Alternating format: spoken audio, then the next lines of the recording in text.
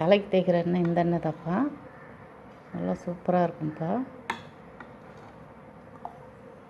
அந்த அந்த ராமக்காய் இதெல்லாம் ஊறிக்கிட்டே இருக்குது பாருங்கள். ஊறிக்கிட்டே இருக்குது. நான் தேவைக்கு அப்போ பாட்டில் ஊற்றும்போது வடிகட்டுவேன். அந்த எல்லா பொருளும் போட்டு காய்ச்சி வடிகட்டிடுவேன். 4 நாளில் வடிகட்டி எடுத்துடுவேன். அதுக்கு பிறகு இந்த ராமக்காயை அரைச்சி போட்டு ஊற விட்டுருவேன். சூடேற்றி அப்படியே ஊற விட்டுருவேன். ஊற விட்டு அது விஷாமல் ஊறிக்கிட்டே இருக்கும். அடுத்து நான் பாட்டில் அடைக்கும்போது தான் அதை வடிகட்டுவேன்.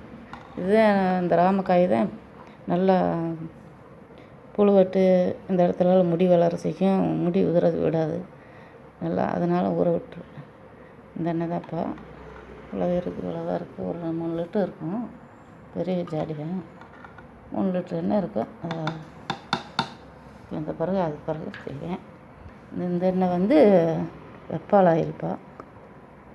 நல்லா திக்காக இருக்கும். இந்த எண்ணெயை நல்லா தலையில் பொடுகு தொல்லை இதில் இருந்தால் தேய்ச்சி தலைக்கு குளித்தா நம்மளுக்கு பொடுகு தொல்லைலாம் நீங்கிரும்.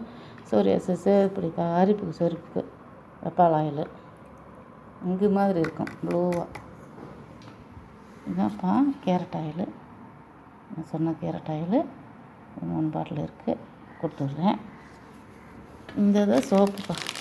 நல்லா ஆவாரம்பு சோப்பு. இது ஆரஞ்சு. இது ஆவாரம்பு. வெளியே இருக்குது பூரா டேபிளில் இருக்குது மற்ற சோப்புலாம். இது மட்டும் இங்கே எடுத்து வச்சுருக்கோம். இதாப்பா என்ன சூப்பராக இருக்கும். கொடுத்துட்றேன். தம்பிக்கு எல்லாத்துக்கும் தேய்ங்க. நல்லா முடி உதிராது. நல்லாவே இருக்கும். சரிப்பா.